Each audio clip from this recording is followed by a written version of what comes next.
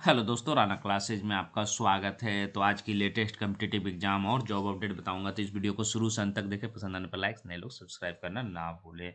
तो ये आपने देखा होगा, कल मैंने वीडियो में बताया थोड़ी ये सही न्यूज़ है। मुजफ्फरपुर के आपको 29 तारीख के पेपर हिंदुस्तान ई पेपर देखेंगे या मुजफ्फरपुर के हो, तो ये खबर सही थी। और अभी भी मैं निकाला हुआ हूँ। अगर मैं इसे छोटा करूँ तो यहाँ पर लिखा हुआ है आपको, ये मैं दिखा सकता हूँ 29 दिसंबर। और ये अग्निक सिपाही 2380 पदों पर बहाली के लिए मारा मारी।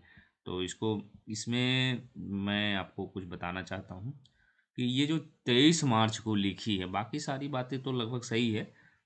तो ये 23 मार्च नहीं होगी। ये लग रहा है कि या तो इन्होंने किसी के कहने पर जो कि छाप दिया है।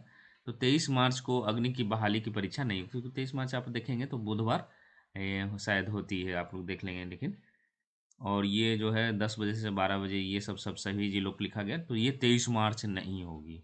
तो कब होगी परीक्षा? ये हिंदुस्तान पेपर है, इसी गलतियाँ होती है, सभी से होती है। तो ये भी आपकी डेट है जो कि 23 मार्च को नहीं हो। तो वास्तविकता डेट जो लेटर है उसको मैं दिखाने का प्रयास करता हूँ।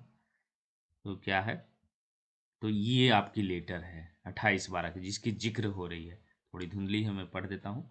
तो 2380 पदों का, और सभी जिला पदाधिकारी को लिखा गया, 2380 पदों पर चयन के लिए उम्मीदवारों की लिखित परीक्षा पूर्व में आपके द्वारा उपलब्ध कराए गए परीक्षा केंद्रों 6/6/2021 को रविवार को 2 पाली में सभी में आयोजित कराई जाने, परंतु उस लिखित परीक्षा नोवेल वायरस कोरोना के कारण आलोक में स्थगित कर दी गई, 11/5 को जो स्थगित कर दी गई।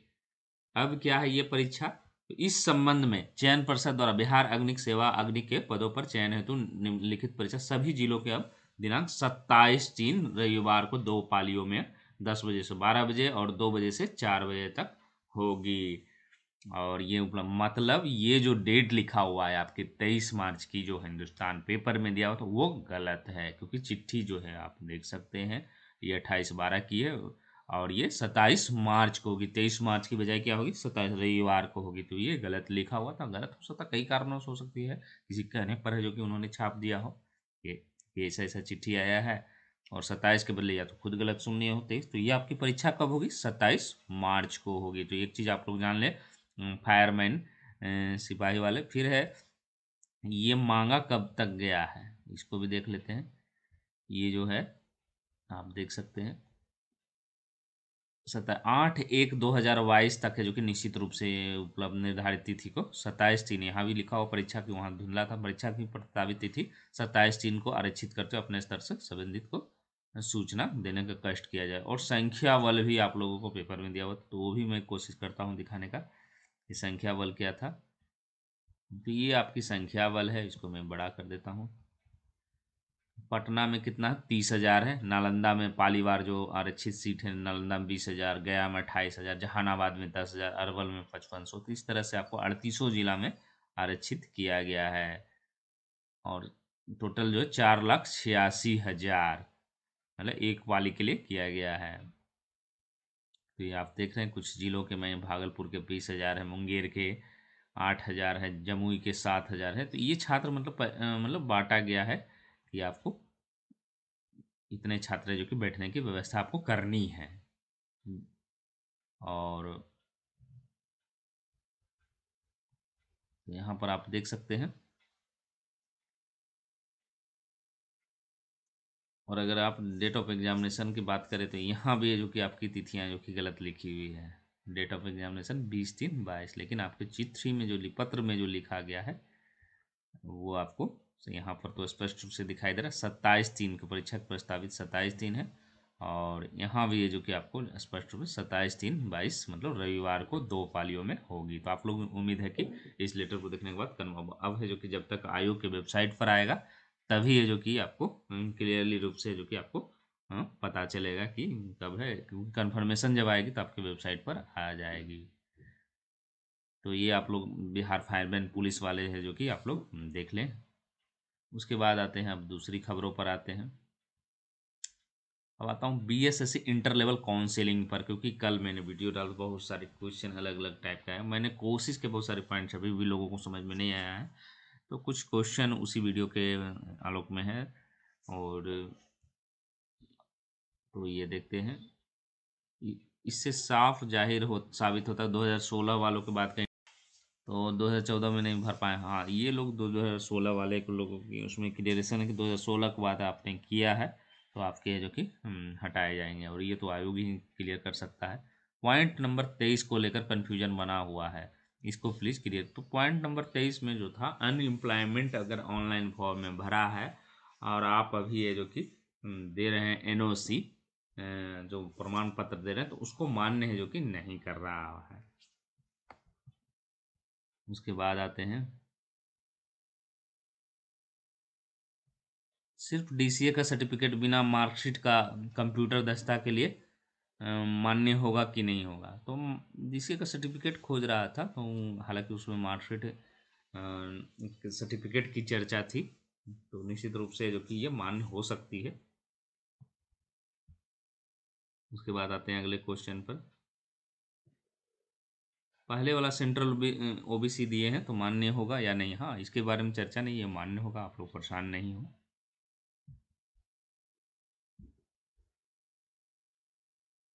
मेरे अनुसार नहीं, आयोग को तय करना है कि 16 वाले को क्या करना है, उसके अनुसार अभी है, लेकिन हो सकता है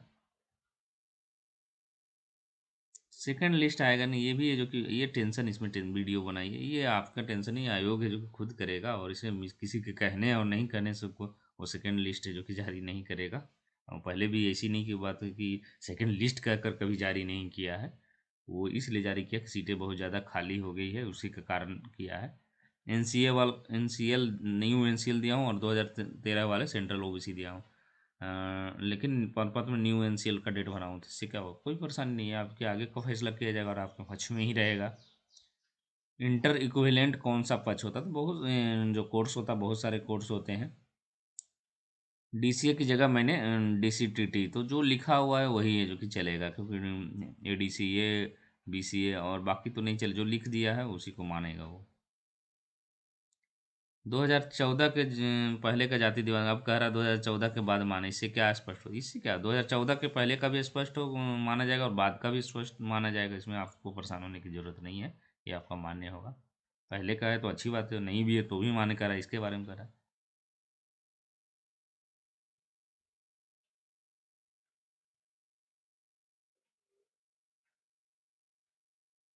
कुछ स्टूडेंट इंटर पास 2014 से पहले, लेकिन फॉर्म 2014 में चूक गए, 2016 में रीओपन हुआ तो अप्लाई कर दिए जाएंगे, बाहर होंगे या नहीं, ये इस 23 कॉलम में नहीं है, लेकिन आपके जो नोटिस है उसमें स्पष्ट रूप से लिखा हुआ है कि आपको बाहर होंगे, क्योंकि वो सिर्फ ओवर एज वाले के लिए था।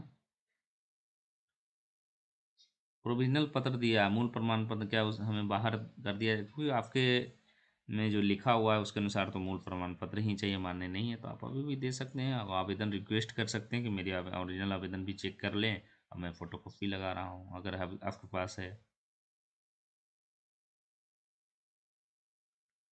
डिक्टेशन में यस किए हैं लेकिन सर्टिफिकेट नहीं दिए हैं, तो कोई प्रॉब्लम नहीं होगा, आपको वो पोस्ट नहीं मिलेगा ऐसे और आपने इसलिए नहीं दिया होगा क्योंकि आपने परीक्षा नहीं दी होगी उसकी, या अच्छा नहीं गया होगा। रॉन्ग हो गया तो मैट्रिक के आधार पर, ये 12 के आधार पर सुधार दिया जाएगा, आपको परेशान होने की ज़रूरत नहीं है। हम लोगों का की नहीं माना ही जाएगा, पहले भी माना गया तो माना ही जाना चाहिए। और ये तो लिखा हुआ जो आपके मैट्रिक में खुद ही जो सहायक शाखा पदाधिकारी उनको कहा जा रहा है कि आप सुधार लें, मैट्रिक के आधार पर पापा का नाम है या कुछ गलतियां हैं, डेट ऑफ बर्थ गलतियां हैं, तो सुधारने के लिए कहा जा रहा है, तो आप लोग बिल्कुल परेशान नहीं हो सब चीज़। फाइनल मेरिट लिस्ट है जो कि जनवरी के आपको आ सकती है, 15 तक तो आपको वेट करना ही पड़ सकता है।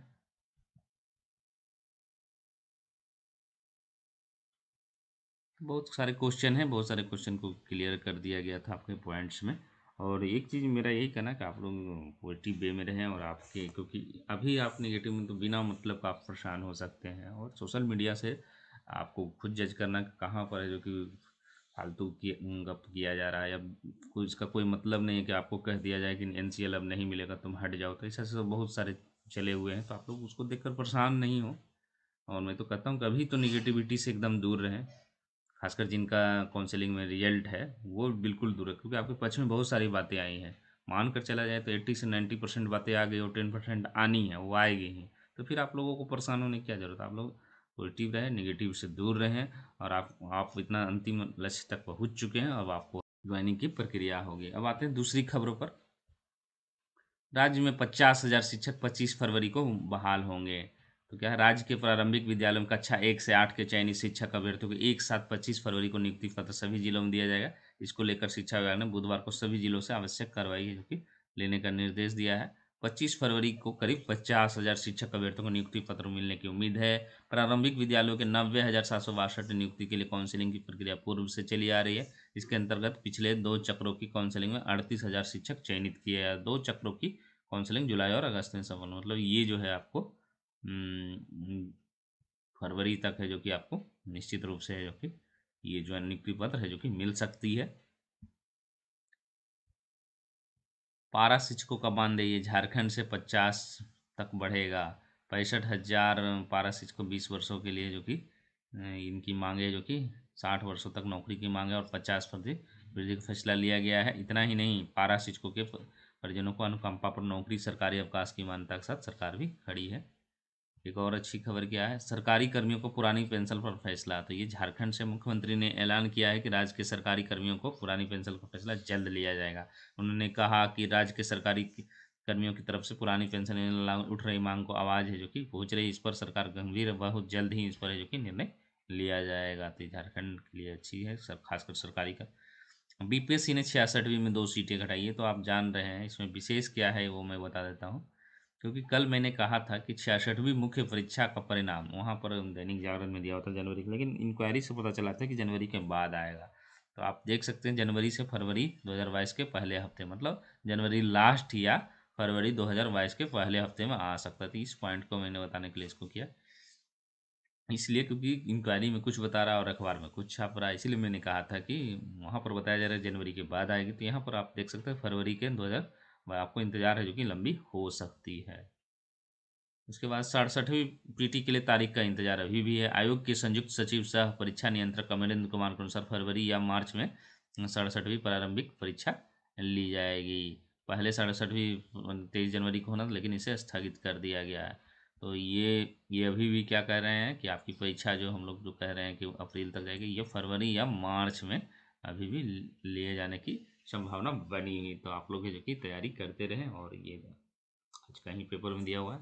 तो अच्छी खबर है कि मार्च तक ही, कम से कम लास्ट तक ही करा ले। तो देखते हैं कब डेट आता है इसका। ये आपको बिहार अमीन का है जो कि आपको दिया हुआ है डॉक्यूमेंट्स वेरिफिकेशन फॉर द, तो आप इसको देख सकते हैं। इसमें क्या है, मैं इसको खोलता हूँ। अभिलेख सत्यापन के संबंध में जो कि दिया हुआ है आपको, उम्मीदवारों के अनुक्रमांक दिए हुए हैं और बहुत, क्योंकि सीटों की संख्या काफ़ी कम है। तो इसमें क्या क्या लाना है, ओरिजिनल एडमिट कार्ड लाना है, ऑनलाइन कंप्यूटर बेस्ड का ओरिजिनल एडमिट कार्ड है, और मार्कशीट लाना है मैट्रिक इंटर का आपको। फिर है अटेस्टेड कॉपी है जो कि नो ऑब्जेक्शन सर्टिफिकेट एम्प्लायर। बहुत सारे लोग कह रहे थे जिनको पता नहीं था, ये काउंसिलिंग ही है कि मुझे भी एसएससी ने कहा। तो यहाँ पर आप देख लें, यहाँ लिखा हुआ ओरिजिनल अटेस्टेड कॉपी ऑफ या no objection certificate from the employer in the applicant is in service. Caste certificate यहाँ है जो कि डीएम से इशू होने के लिए कहा जा रहा है, या एसडीओ या सीओ रेवेन्यू ऑफिसर, सभी से कहा गया है। रेसिडेंशियल भी सीओ से कहा जा रहा है। 4 कॉपी है जो कि फ़ोटोग्राफ चाहिए, और फिर सर्टिफिकेट आपके जो जो आपने लगाया है। ये है जो कि आपकी काउंसलिंग जो है आपको शुरू हो रही है। कब से शुरू हो रही है, तो 17 जनवरी 2022 से जो कि शुरू हो रही है। तो ये आपको अखबारों में भी मिलेगा कि 23/10 के आधार पर 17 जनवरी 2022 21 को परिषद के उपस्थित है। यहाँ पर 21 की जगह 22 होना चाहिए, और ये गलतियाँ हैं जो कि अक्सर हो रही है, इसीलिए आप लोग परेशान नहीं हो। तो ये जो है आपको जारी कर दिया गया है, आपके रिजल्ट है जो कि एक तरह से जारी करे, आपकी काउंसलिंग होगी।